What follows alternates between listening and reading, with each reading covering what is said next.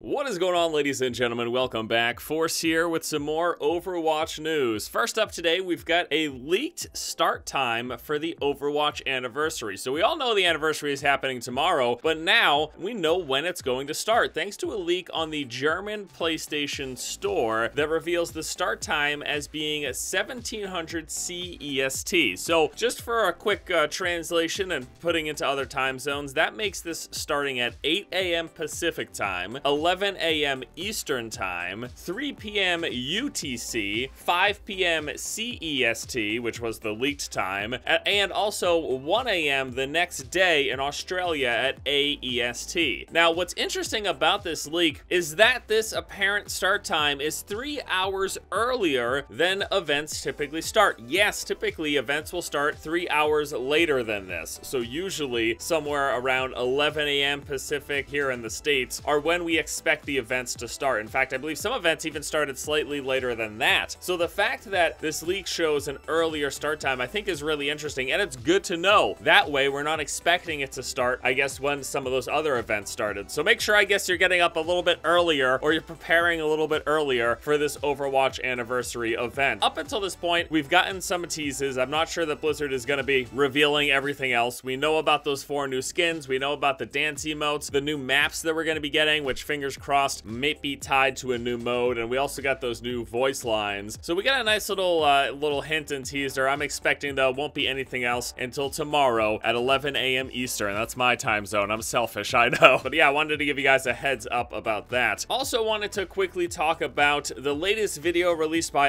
IGN where Jeff Kaplan reveals some unknown facts, this time about defense heroes. And the cool thing from this video was a look at Bastion's old ultimates. He talked about how Bastion used to have an ultimate that he could shoot bouncing grenades. He had an ultimate where he could shoot through walls. This was stuff that was actually revealed to us a few months back. However, what we have never seen before is an actual look at what was once his ultimate, the deployable mine. This was a mine that he would basically cast, maneuver out into the world. It would burrow into the ground. It was unkillable by the enemy team, or undetectable by the enemy team, and he could trigger it at any point that he wanted. Now, Jeff said they nixed this particular one because it was by far, hands down, the most frustrating ultimate. Imagine Bastion just being able to put something into the ground, you can never detect it, and whenever he feels like he can pop it, clearly he'd wait till like the entire enemy team is sitting right under it. I mean, it sounds pretty OP, so I'm not surprised that they got rid of it and went with the current tank transformation form that we have for Bastion's ultimate. But it's always cool to see this stuff, you know? It was cool to see the design behind Lucio with his time slow ult. It's cool to even get that sneak peek at those Santa hats that were once in the game, and then to see any of these kind of things that Blizzard at one point considered, I think is really awesome. The video dives into some of the other stuff, some other secrets of the defense heroes, so I'll give you guys a link to that in the description below. And finally today, I just wanted to point your attention to this really cool Sombra out of map glitch. Now, this glitch has been around for a while now. It's a glitch where Sombra in a custom game with the ability cooldowns at 0, this allowed her to get out of the map. So it's kind of a harmless glitch. It's nothing that you should expect to see in your regular quick player competitive games, but this glitch turned itself into art thanks to Reddit user ZeroVink0 taking a screenshot of this glitch and transforming it into some really amazing looking wallpapers. He made one for Nepal, for Ilios, and for Oasis. I think these are very stunning. You know, the cool thing about these maps, especially Nepal, is it shows all 3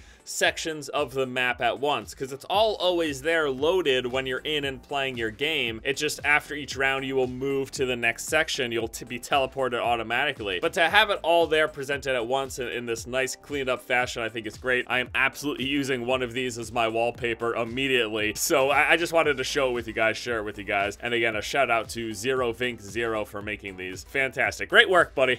All right, guys. Well, that does it for me here today. As always, I want to thank you all so much for watching. Hope you guys enjoyed this video. Hope you have a good one, and until next time, I'll see you later.